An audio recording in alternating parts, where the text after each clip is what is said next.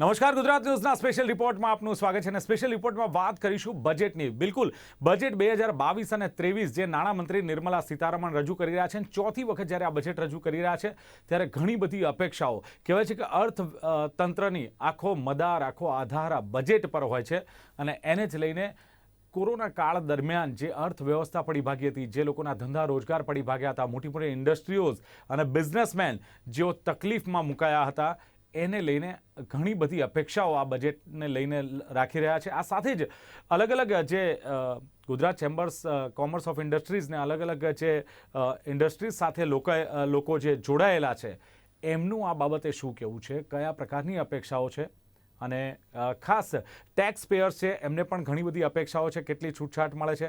સાથે જ મહિલાઓ, ગૃહિણીઓને પણ અપેક્ષા છે કે પોતાનું જે બજેટ છે એ ઘરનું બજેટ જ્યારે ગૃહિણીઓનું ખોરવાયું છે એમાં કેવી રીતે મોંઘવારીનો માર છે, ભાવ વધારો છે, એમાં કેવી રીતે રાહત મળે છે. જીએસટીને લઈને પણ ચર્ચા છે, જીએસટીને લઈને કોઈ ફેરફાર થઈ શકે છે કે કેમ. ને બીજું, નોકરિયાત વર્ગ અને હાઉસિંગ લોનને લઈને કોઈ વિશેષ પેકેજ અથવા કોઈ વિશેષ સહાય આવે છે કે કેમ. આમ તમામની નજર જ્યારે નિર્મલા સીતારમણજીના બજેટ પર છે ત્યારે જોવાનું રહેશે કે કયા પ્રકારની આશાઓ અને અપેક્ષાઓ પૂરી થાય છે. પરંતુ એ પહેલાં આ બજેટને લઈને શું શું આશા અને અપેક્ષા અલગ અલગ સેક્ટરના લોકોની છે, અમારા સંવાદદાતાએ સીધી વાત કરવાનો પ્રયત્ન કર્યો. આવો જાણીએ કે લોકોનું શું કહેવું છે આ બજેટને લઈને.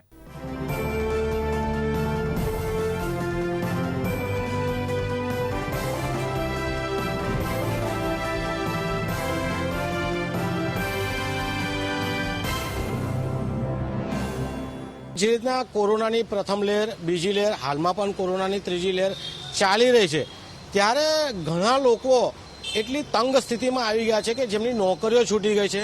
ઘણાની નોકરીઓ છે તો અડધો પગાર મળી રહ્યો છે. બીજી બાજુ કોરોનાની સ્થિતિને હજુ લોકો બહાર નીકળ્યા નથી અને ત્રીજી લહેર આવી ગઈ છે, એટલે લોકો પાસે ખાવા પીવાની વ્યવસ્થા નથી. સાથે અનેક સેક્ટર એવા છે કે જે કોરોનાની મહામારીમાં કરોડો રૂપિયા કમાયા છે. તો સરકારે આ જે લોકો કમાયા હોય એમની સાથે ટેક્સ વધારે લેવો જોઈએ. બીજી બાજુ કોરોનાની મહામારીમાં મધ્યમ વર્ગ કચડાઈ ગયો છે, ગરીબ વર્ગ કચડાઈ ગયો છે, તો એક રાહત પેકેજ આપવું જોઈએ. જે રીતના ઉદ્યોગપતિઓને રાહત પેકેજ આપવામાં આવે છે, ઘણા બિલ્ડરોને રાહત પેકેજ આપવામાં આવે છે, તો આ રીતનો પેકેજ મધ્યમ વર્ગને, ગરીબ વર્ગને આપવું જોઈએ. સાથે સાથે મોંઘવારી પર અંકુશ લાવવો જોઈએ. મોંઘવારી પર અંકુશ આવવાથી જે લોકો અત્યારે બે ટાઈમ બી માંડ જમી રહ્યા છે તેમને જમવાનું મળશે. કે બીજી બાજુ બેરોજગારીનો પ્રશ્ન અત્યારે સતાઈ રહ્યો છે, તો બેરોજગારી પણ આ બજેટમાં લઈ જોઈએ કે બેરોજગારી દૂર થવી જોઈએ. બીજી બાજુ ખેડૂતોની આત્મહત્યા, ખેડૂતોના પ્રશ્નો છે, વેપારીઓના પ્રશ્નો છે, આ તમામને સામે કેન્દ્ર સરકારે બજેટને ધ્યાનમાં જોઈને લાવવું જોઈએ, જેથી કરીને આ બજેટ બહાર પડ્યા પછી આમ નાગરિકને એવું ના લાગવું જોઈએ કે જીવવું મુશ્કેલ થઈ ગયું છે, પરંતુ એવું બજેટ લાવવું જોઈએ કે આમ નાગરિક બોલવો જોઈએ કે જીવનની જે રીતે બે પાટા પર ગાડી ચાલતી હતી એ હવે ચાલશે, એવું બજેટ બહાર લાવવું જોઈએ. અમે સરકારથી આશા એ રાખીએ છીએ કે આવનારું જે બજેટ વેપારલક્ષી, જે વેપારીઓને જે કોરોના કાળમાં જે આર્થિક રીતે નુકસાન જે થયેલા છે લોકડાઉન વખતેના, એ ભરપાઈ કરી આપે સરકાર સારી રીતે. અમારે વેપારીઓને નજર સમક્ષ રાખીને અમને બી આશા છે કે અમારે જે એમના હાલમાં ટાઇલ્સમાં અમારા સમગ્ર વેપાર વિકાસમાં બી અમારી મિટિંગ હતી, એમાં બી એમ જ કીધું કે સરકાર આ વખતે કેન્દ્ર સરકાર જે અમારા ફાઇનાન્સ છે મિનિસ્ટર નિર્મલા સીતારમણ જે પોતે બી અને અમારા ખંડેલવાલજી એમના કોન્ટેક્ટમાં કાયમ માટે હોય જ છે દિલ્હીમાં, પણ એને હમણાં બી જે ફૂટવેરમાં છે કે પછી મેડિકલ છે, અમારા ટાઇલ્સને લગતું બી છે, મેન્યુફેક્ચરિંગ, ગેસના જે આર્થિક મોરબીમાં બી આ ગેસના સંદર્ભમાં ભાવ વધારા થઈ રહ્યા છે અને ટેક્સને જોતા. પણ અમારે જો ટાઇલ્સમાં આજે 18% જીએસટી છે, તો અમને સરકારને નર્મ અરજ છે કે અમને એમાં 12% કરી આપે તો અમારા વેપારમાં બી ફાયદો થાય. જે અમારા નુકસાન થયા છે એ બી અમે સરભર કરી શકીએ, એવી અમે આશા રાખીએ છીએ. કોરોનાના કાળમાં જે પ્રમાણે ગ્રાહકી ઓછી થઈ છે, તો વેપારી મિત્રોને જે કંઈક લાભ થતો હોય એ કરવા જરૂરી, જે થતા હોય સ્ટેપ એ લેવા જોઈએ. બજેટમાં બજેટ કરતાં જે ગ્રાહકીમાં બધાને જે ખરાબ અનુભવો થયા છે બધા, જે એના કારણે જે પણ કંઈક રાહત થતી હોય તે આપવી જરૂરી.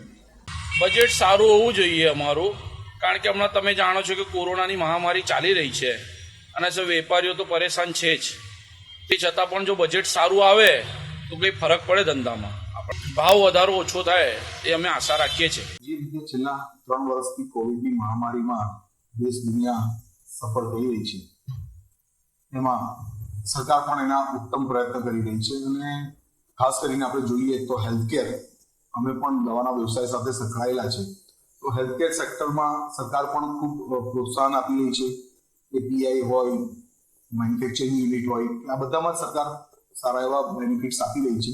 અને આ બજેટની વાત કરીએ તો ચોક્કસ અમારી અગાઉ પણ આ વસ્તુઓની ડિમાન્ડ રહેલી છે કે દવાના વ્યવસાયમાં દવાને જે જીએસટીમાં 12% કેટેગરીમાં મૂકેલું છે, તેનાથી જીવન જરૂરિયાત વસ્તુ હોય, કોઈ પણ વ્યક્તિ દવા વગર નથી. અત્યારે દરેક વ્યક્તિને દવાની જરૂર પડે છે, અને જો દવા સસ્તી થાય તો પબ્લિક એટ લાર્જ ઘણો મોટો બેનિફિટ થતો હોય છે, અને કામ પણ ઇઝીલી દવા અવેલેબલ થાય. સરકારનું પણ વિઝન છે કે સસ્તી દવા મળે, તો દવાની કેટેગરીને 12%માંથી 5%માં લાવે એવી અમારી સરકાર પાસે અપેક્ષા છે કે અમને પણ એનાથી ઘણો આનંદ થશે જો દવા સસ્તી થશે તો. અને ખાસ કરીને ટેક્સ બેનિફિટ માટે તો દેશ દુનિયાના બધા જ લોકો અપેક્ષાઓ રાખી રહ્યા હોય, પણ સરકાર પણ સંતુલિત બેલેન્સ આપી રહી હોય, તો આવા સમયમાં એક વેપારી વર્ગ તરીકે અમે પણ આશા રાખીએ કે જે ટેક્સ પેયર છે એમને પણ બેનિફિટ મળવા જોઈએ, જેથી ટેક્સ ભરવામાં પણ કોઈ માણસો કચાશ ન રાખે અને સરકારનું જે પણ વિઝન છે એમાં આગળ વધી શકે. અમારા ટ્રાવેલ એજન્સીને લઈને જો બજેટની વાત કરીએ તો અમે ટેક્સ વધારે ભરતા હોય છે. લાઈક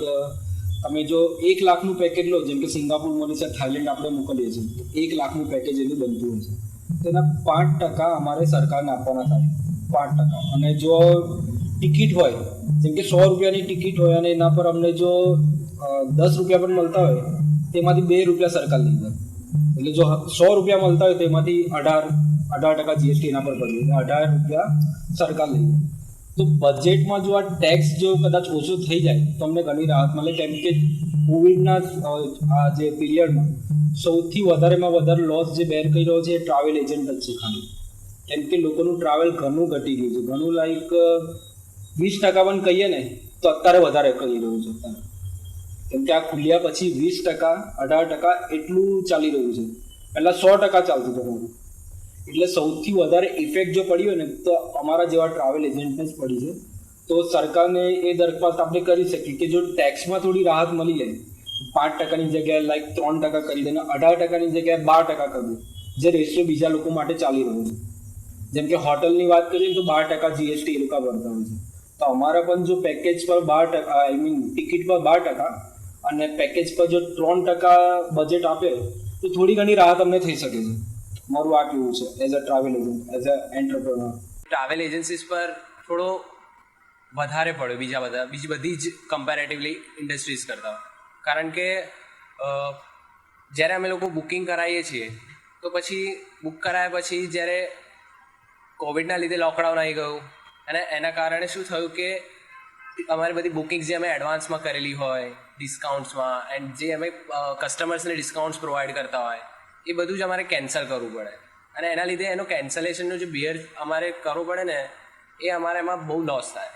તો આ વસ્તુ એવી છે કે લોકડાઉન ચલો પતી પણ ગયું, એના પછી પણ ટ્રાવેલ એજન્સીસનો એટલો પાછો આવતો નથી, કારણ કે કસ્ટમર્સને એટલો વિશ્વાસ નથી હવે કે ગમે ત્યારે લોકડાઉન આવી ગયું તો શું પણ થઈ શકે છે કંઈ ખબર નથી. તો એક બહુ મેજર લોસ ટ્રાવેલ એજન્સીસને થયો છે. તો એવું કે સરકારને એટલી જ દરખાસ્ત રહેશે કે જો થોડો જીએસટી થોડો ઓછો કરી આપે તો ટ્રાવેલ એજન્સીસનું સારું એવી રીતના પાછું આમ આવી શકે છે. બાકી ટ્રાવેલ ઇઝ મતલબ આપણી કન્ટ્રીમાં ટ્રાવેલ કરવા માટે ઘણું બધું છે અને આપણી કન્ટ્રી પર એ રીતે સરકારને પણ એ રીતે ફાયદો જ છે ट्रैवल में. बजट में हम लोगों की आशा ये है कि जो जीएसटी जिसके ऊपर की अभी तरह तरह की बातें आती है कि हाँ जीएसटी बढ़ा दी जाएगी, आंदोलन भी होता है, इस बजट में ये डिक्लेयर हो जाए कि इसमें कोई बढ़ोतरी नहीं होगी. एक टीडीएस लागू किया गया है कपड़े की खरीदी के ऊपर, बिक्री के ऊपर, उसे बंद कर दिया जाए. टर्नओवर टैक्स उसे बंद किया जाए. उसके वजह से पीपल का वर्क बहुत ज़्यादा बढ़ गया है. मांगे तो बहुत है. तीसरा क्या है कि आज सूरत के अंदर जो 87,000 कपड़ा व्यापारी हैं, सबों को ट्रांसपोर्टेशन की में काफ़ी प्रॉब्लम हो रहा है। पहले भी हमारी बात हुई थी, रेल मंत्री से भी बात हुई थी कि सूरत से या और भी जगहों से बाय रेल कपड़े का ट्रांसपोर्टेशन होगा, बीच में कुछ कार्य बढ़े। लेकिन आज मैं बजट में ये चाहूँगा कि उसके ऊपर सरकार का थोड़ा ध्यान जाए, उसके लिए एक बजट दिया जाए ताकि यहाँ के कपड़ा व्यापारी को ट्रांसपोर्टेशन में काफ़ी सुविधाएं मिलें। अगर ट्रांसपोर्टेशन सही होता है तो कपड़ा व्यापार में यहाँ काफ़ी उन्नति होगी। तीसरा नंबर, टेक्सटाइल मार्केट। आज जो इतने दुकानदार हैं, टेक्सटाइल मार्केट है, टेक्सटाइल मार्केट में थोड़ी सुविधा होनी चाहिए, इसके ऊपर भी थोड़ा ध्यान होना चाहिए। नहीं, बजट के अंतर्गत एक निश्चित रूप से अब वो छूट का पीरियड है वो 5 लाख रुपए तक की होनी चाहिए। उसके बाद टैक्स स्लैब 5%, 10%, 15% इस तरह से होना चाहिए।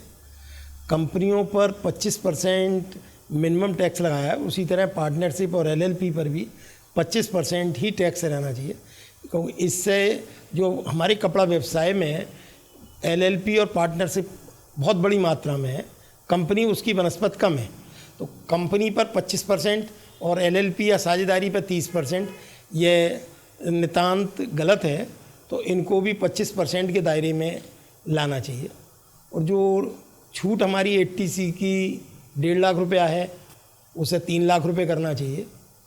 और मैं समझता हूँ कि मोदी जी जैसा क्रांतिकारी व्यक्तित्व है, उस नाते से हमको इंडिया के हर ज़िले में एक ऐसी सोसाइटी बनाकर उसको 100% की छूट दे देनी चाहिए, तो जो वहाँ के जो लोग हैं वो उसमें कंट्रीब्यूशन दे के उस क्षेत्र का महत्वपूर्ण विकास करें। मेन क्या है, 2-3 सालों से सभी के सामने है कि स्थितियाँ सामान्य स्थिति नहीं चल रही है, इसलिए तो कोई नई दरें बढ़ाई नहीं जाए, जीएसटी की जो 5 से ऊपर दरें नहीं बढ़ाई जाएँ। और काफ़ी सारी समस्याएं जो आज कपड़े मार्केट को फेस करनी पड़ रही हैं, जैसे ट्रांसपोर्टेशन का और भी समस्याएं आती रहती हैं, तो उसको देखते हुए यहाँ पे सुविधाएं अगर नहीं बढ़ाते तो व्यापार की स्थिति बड़ी ख़राब होती चली जा रही है। हर छोटा व्यापारी दब सा रह गया है।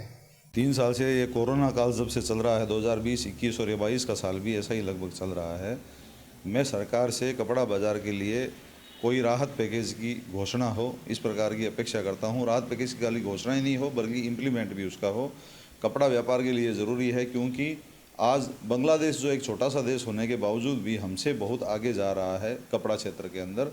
कहीं इंडिया इतना बड़ा देश होते हुए भी हम पीछे नहीं रह जाए, इसके लिए वित्त मंत्रालय से मैं ये गुजारिश करूंगा कि कपड़ा क्षेत्र पे विशेष ध्यान दें, क्योंकि रोटी, कपड़ा और मकान मुख्य ज़रूरियात है। और कपड़ा क्षेत्र जो है कृषि के बाद में सबसे ज़्यादा इनकम जनरेट करने वाला, सबसे ज़्यादा रोजगार जनरेट करने वाला क्षेत्र है।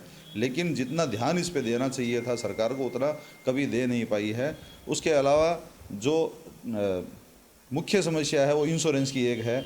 यहाँ पे आग लगने की, चोरी की घटनाएं बहुत होती है। इंश्योरेंस सेक्टर को ज़्यादा समृद्ध करना चाहिए, इसके अंदर काफ़ी रियायत ऐसी होनी चाहिए, छूट होनी चाहिए, तथा यहाँ पे ऐसे प्रोग्राम होने चाहिए जिससे कि व्यापारी को समझ में आए कि इंश्योरेंस ज़रूरी है, लेना चाहिए।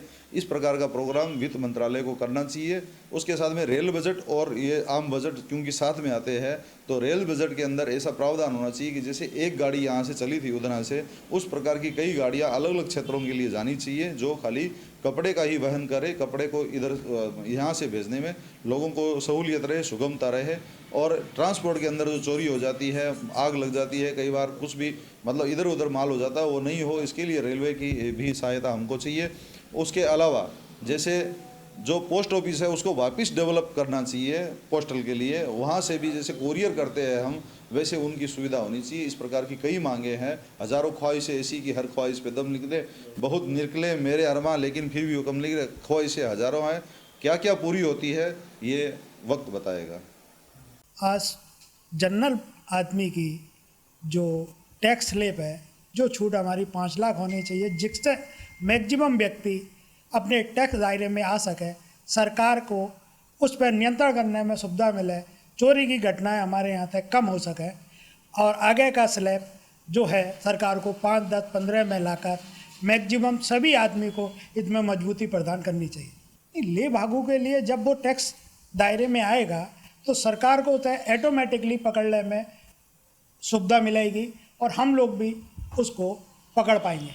સૌથી પહેલાં તો હું એમ કહીશ કે દર વખતે જેટલી વખત બી બજેટ ઇસ્યુ થતા હોય છે તો અપેક્ષાઓ ઘણી બધી હોય અને એમાં 100% પૂરી થાય એવી તો જરૂરી હોતું નથી, પણ અમને છેલ્લા 2-4-5 વર્ષથી એવો સારા અનુભવ છે. સરકાર આમાં વેપારી વર્ગને સરસ રીતે સાંભળે છે અને એ જ રીતે અમે વિચારીએ છીએ કે આવતા વર્ષોમાં બી સહયોગ એવો અમને સરકાર તરફથી મળી રહે, જેમાં જેમ્સ એન્ડ જ્વેલરી ઉદ્યોગ જે રાજકોટ ખાતે અત્યારે જે પરિસ્થિતિમાં ઉભરી રહ્યો છે, એક સ્થિતિ અમે એવું માર્ક કરીએ છીએ કે આવતા 10 વર્ષમાં એ વર્લ્ડમાં લીડિંગ લેવલ ઉપર હશે.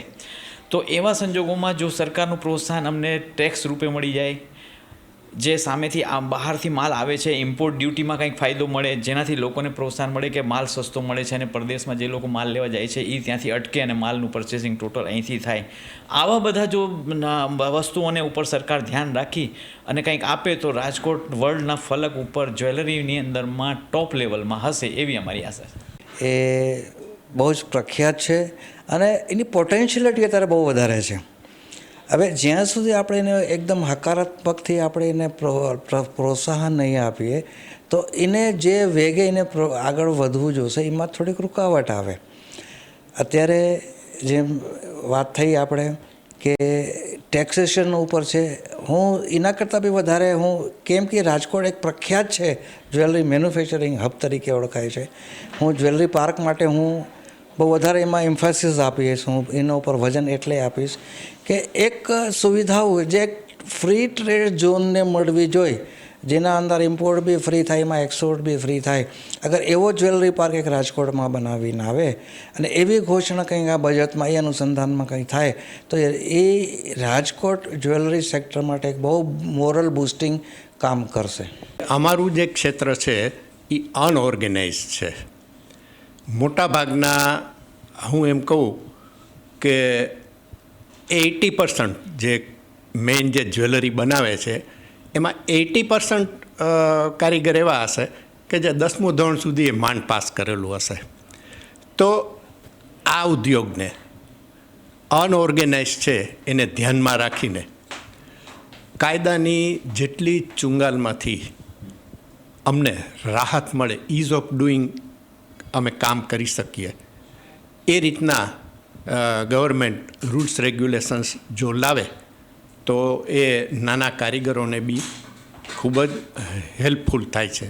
કે સરકારે જે વેપારી વર્ગને રાહત આપી છે, જે રીતે સરલીકરણ કર્યું છે ટેક્સેસની અંદર, એ ટેક્સેસ પ્રણાલીમાં હજી સરલીકરણની જરૂરિયાત છે. હજી પણ જેટલી ફિઝિકલી કાગળ કાર્યવાહી જે ઓછી થાય એમાં વધુને વધુ વેપારીને સારું રહે. વેપારી એમાં નાનામાં નાના વેપારી એમાં જોડાઈ શકે, નાનામાં નાના વેપારી એમાં આવી શકે અને નાનામાં નાના વેપારી એક સરકારને ટેક્સની પદ્ધતિમાં જ આવીને સારી મોટી વ્યવસ્થિત રાહત આપી શકે કે આપણા દેશના ભવિષ્યની માટે જે મોદી સરકાર ઈચ્છે છે, જે મોદી સાહેબે હમણાં અમને ઘણું બધી આમાં મોદી સરકારના સમયકાળ દરમિયાન અમને ઘણી બધી રાહતો મળી છે, ઘણી બધું સરલીકરણ મળ્યું છે, છતાંય હજી સરલીકરણની જરૂરિયાત છે.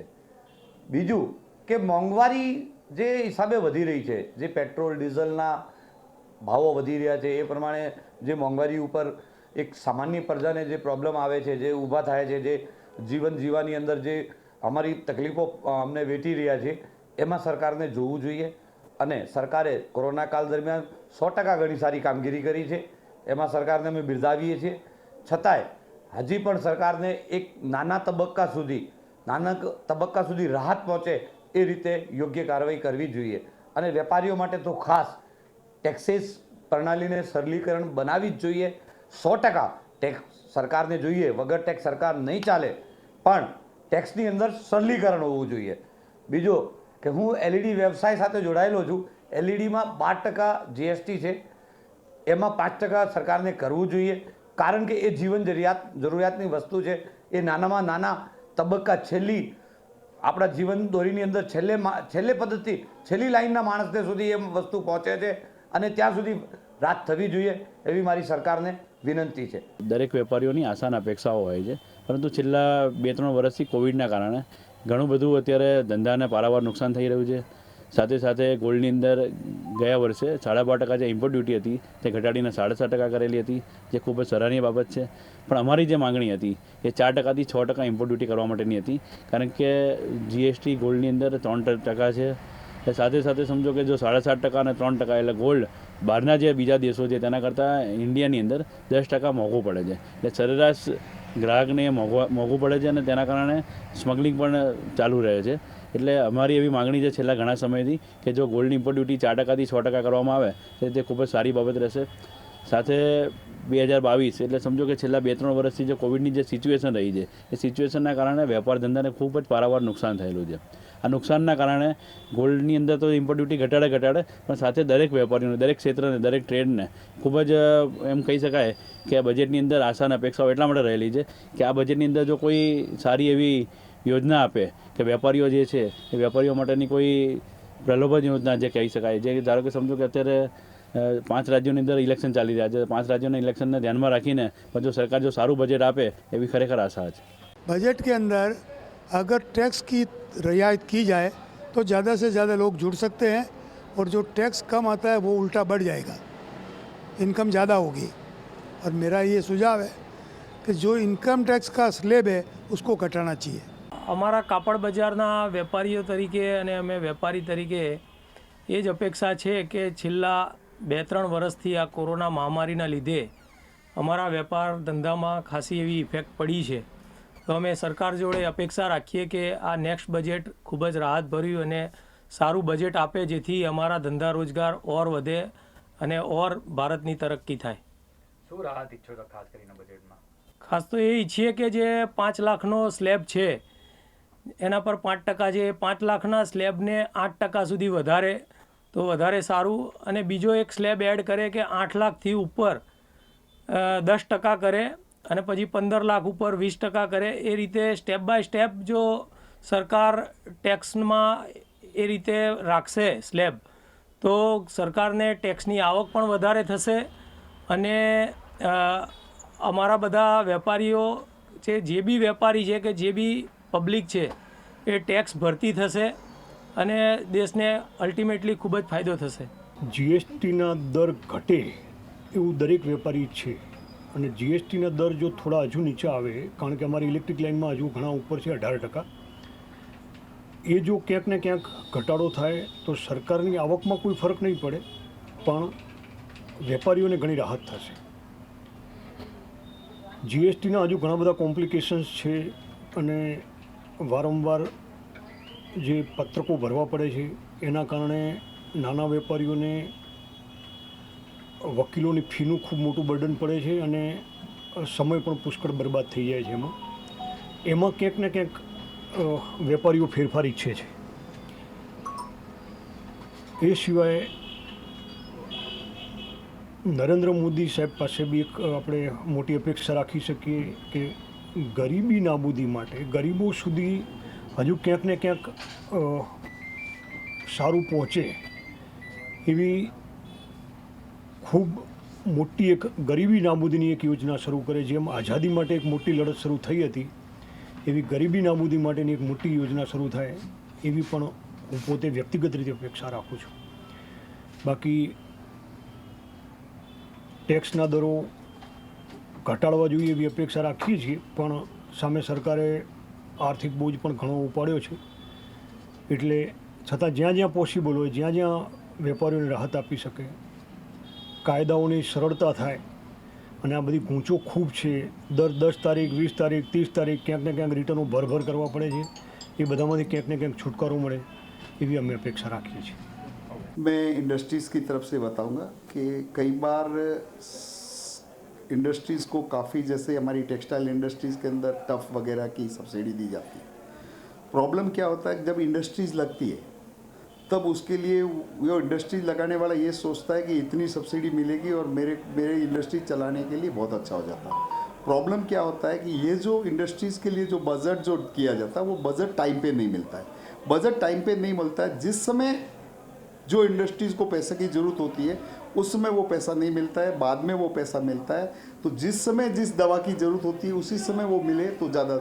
मैं बोलता हूँ बजट में जो चीज़ डिक्लेयर की जाए वो टाइम फ्रेम के साथ में वो मिलनी चाहिए। वही इंडस्ट्रीज़ के लिए सबसे रीढ़ की हड्डी है। जो चीज़ डिक्लेयर करे उसको एट ए टाइम इंडस्ट्रीज जब लागू होती है, इंडस्ट्रीज जब चालू करनी होती है, उस समय उसको बजट की ज़रूरत होती है, उस समय उसको बजट ज़रूर मिलना चाहिए। मैं सरकार से और इस बजट में ये कहना चाहूँगा कि जो भी प्रावधान करे वो टाइम पे, टाइम शेड्यूल के ऊपर वो चीज़ मिले। સરકારે ઘણા બધા સેક્ટરમાં જીએસટી હમણાં વધારી દીધું છે. અમારા સોલારમાં બી 5%નું 12% કર્યું છે. તો આવનાર બજેટમાં સોલાર ઇન્ડસ્ટ્રીને બહુ આશાઓ છે. સોલાર ઇન્ડસ્ટ્રી એ દેશનું ભવિષ્ય છે. રિન્યુએબલ એનર્જીથી જ આગળ દેશની ઇકોનોમી ચાલવાની છે. તો સરકાર જો એને રીકન્સિડર કરીને ફરી 5% કરે અથવા તો એમાં સોલારમાં કંઈ સ્પેશિયલ બેનિફિટ, જો કે મોદી સાહેબે ઘણું બધું બેનિફિટ સોલાર ઇન્ડસ્ટ્રીને આપ્યું છે એના ડેવલપમેન્ટ માટે, પણ છતાં જીએસટીનો સારો એવો ઇફેક્ટ આવ્યો છે અમારી ઇન્ડસ્ટ્રી ઉપર. તો જીએસટી ફરી જો 5% થઈ જાય તો ઇન્ડસ્ટ્રી બહુ જ સારી રીતે ચાલી શકશે.